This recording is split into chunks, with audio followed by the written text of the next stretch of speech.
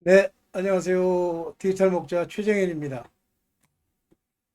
아, 저는 사실 개인적으로 The Past 브랜든의 그 환상이나 간증 또는 그분에게 주님이 주신 말씀을 음, 이제 대언할 때 그거를 그 영어를 번역하는 그 구글 AI에 문제가 있다는 건 이제 직접 보신 분은 알아요.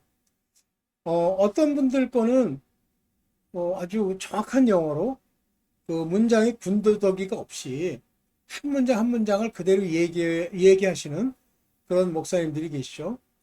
그런 것들은 이렇게 보면 단어의 선택이 좀 우리 한국인에게 안 맞을지라도 전체적인 문장 구조와 하나의 문장의 이야기가 성립을 해요. 그래서 제가 구태여 패스터 브랜든의 간증이 아니면 제가 이렇게 시간을 많이 들여서 그거를 이제 수정하는 그런 작업을 안 합니다. 그런데 패스터 브랜든이 하신 그 말씀들은 반드시 수정하지 않으면 그 AI의 번역이 거꾸로 돼 있어요. 한번 설명한 적이 있는데 하여튼 그 AI 번역은요, not이라는 단어만 나오면 그걸 문장상에 어떻게 해서든지 끼워 넣으려고 노력을 해요. 그러나 well not 또는 well no 이렇게 얘기할 때 그게 그 문장 전체에 부정하는 하나의 부사로서 쓰이는 게 아니에요. 그냥 말버릇처럼 한 거죠. 어쨌든 뭐 길게 얘기하면 그렇고. 제가 이제 뭐 요번에 마지막에 이제 번역한 내용을 보면서도 지금 왜 하나님이 내게 이렇게 많은 시간을 이 수정 작업에 투입을 해서 그 말을 이제 내가 이해한 대로 나도 읽고 또 여러분들한테 전파하는지에 관한 그 내용이 나왔죠. 근데 그거를 제가 기도할 때마다 주님이 그런 말씀과 깨달음을 제게 주셨어요. 그래서 최선을 다해서 하는 거고, 뭐 저번에도 한 말씀을 드렸습니다만 저는 뭐 구독자가 몇 명이다 그걸로 인해서 뭐 돈이 생긴다 아무 관심이 없습니다. 되려 너무 많으면 뭔가 내가 문제가 있지 않은가라고 생각을 합니다. 그 이유 중에 하나가 아니 이 말씀을 알아듣는 사람이 수십만 명, 물론 이제 브랜든 같은 분들은 이제 수십만 명이 있죠. 35만 명인가요? 근데 저 같은 사람, 이게 부족한 사람의 그걸 올리는 걸 가지고 수십만 명이 된다? 불가능하다고 봅니다. 특별히 한국의 경우에는 저는 사실 한국 교회를 생각보다 굉장히 여러 군데를 그냥 많이 가봤어요. 그런데 동네에 뭐 모양 그럴듯하게 갖추고 건물 있고 거기 뭐 목사라고 담임 목사라고 있고 그 거기에 있는 교인이 한 1,000명쯤 되잖아요.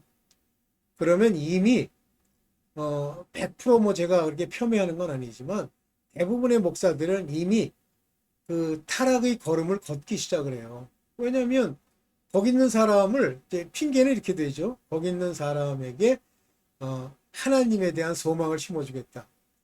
아유, 당신네들이 쉽냐?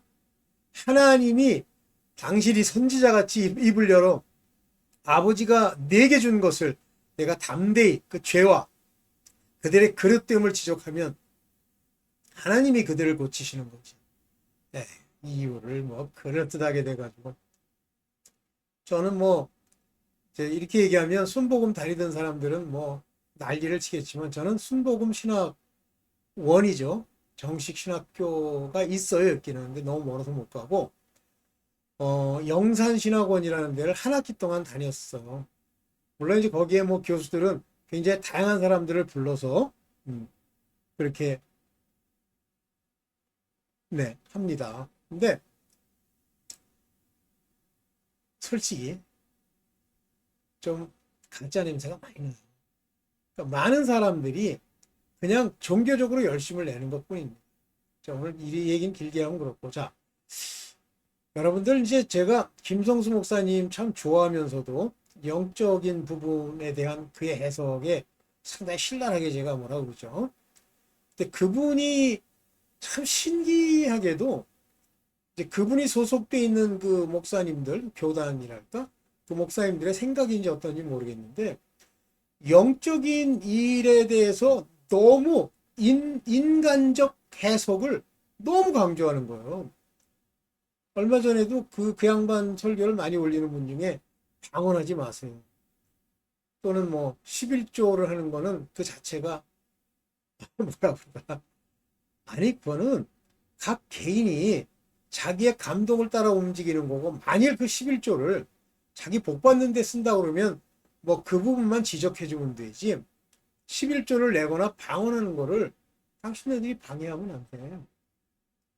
자, 먼저 이와 같이 영적인 신비와 인간이 생각하는 소위 인과관계의 물리적 법칙과 이 두 가지를 다 망라하시는 거예요. 어떻게 매일 광야에서 하루도 안 빼고 38년간 아침에 가시 같은 만나를 내립니까? 그런데 그게 언제 그쳤다고 그래요? 가나안 땅에 들어가서 그 곡식의 추수를 할 때 그때 끝났다고 그랬죠. 하나님이 주신 거죠. 그 이후에 그것을 기억하는 사람들은 없지만 성경에 기록된 대로 그것이 하나님이 내려주신 하늘로부터 내려온 양식이라는 얘기를 몇 번 하십니다. 그 다음에 무리바의 그 바위에서 물이 날 때 보면 생각을 해보세요. 자그마치 60만 70만의 사람들이 물을 마시겠다? 강처럼 흘러야 됩니다. 그래서 얼마 전에 사진 찍은 거에 무리바에서 물을 낼 때 그 바위를 보면 인간 한 건물로 치면 한 10층쯤 되는 그 바위가 쪼개지면서 물이 나옵니다. 그냥 우연치 않게 쪼개졌다고요? 뭐 그렇게 믿으시면 가세요. 40년간 신발이 닳지 않았다고 그랬어요. 그게 가능합니까? 옷도 헤어지지 않았다고 그랬죠. 그게 가능합니까? 이제 그런 걸 안 믿으면 그건 뭐 그냥 교회를 다니는 게 아니죠. 그건 교인이 아니죠. 교인이란 말도 교인은 될 수 있어. 종교 활동. 얼마 전에 강용석이라는 사람이 교회를 다니는데 지 마누라 때문에. 근데 제가 그 부분을 배우면서 늘 느끼는 느낌이 뭐냐면 음란이 가득하고 새 속에 물든 사람이라는 생각이 들어요.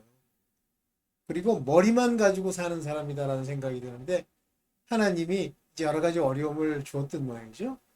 그 와이프가 이제 교회를 나가면서 남편 보고 나가자고 그러는데 그가 믿는 건 아무것도 없어요. 심지어는 구약에 나와 있는 모든 인물들의 역사 자체를 실제 자기가 연구하고 부인하는 게 아니라 그냥 부인하는 거예요. 그거는요, 모르겠어. 나가면 죄가 더 중해집니다. 교회 다니면. 거기서 많은 사람들로 실족해 하는 자의 하나의 모습이 될 거 아니에요? 그게 이제 한국 교회예요. 네.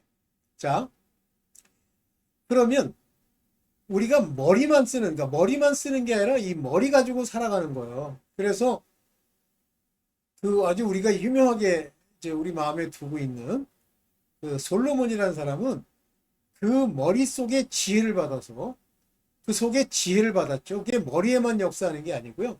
지혜라고 하는 것은 우리 안에 있는 영, 뭐 그 영을 뭐 구약에서는 루하그다 이렇게 얘기하는데 구약의 루하그가 신약의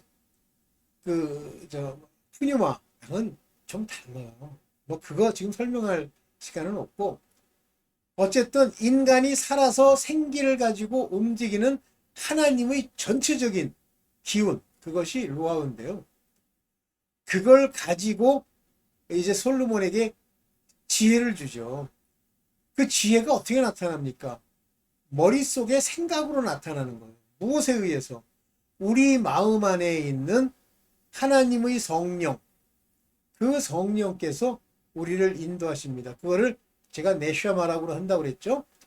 인간 안에 있는 지혜를 머금은 그 영을 루아흐라고 부르지 않아요. 루아흐에 의해서 탄생된 네샤마입니다.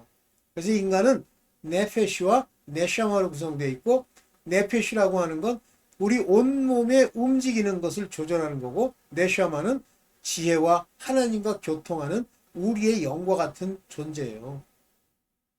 오케이.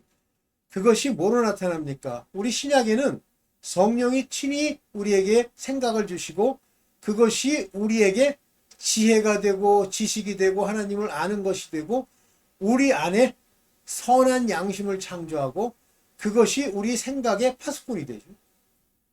그래서 악을 행하려고 하면 바로 우리의 푸뉴마, 그래서 마이 푸뉴마, 나의 영이 하나님의 음성을 듣고 말씀을 깨닫고 그것으로 우리의 생각, 혼의 생각, 우리의 마인드에 제재를 가하죠.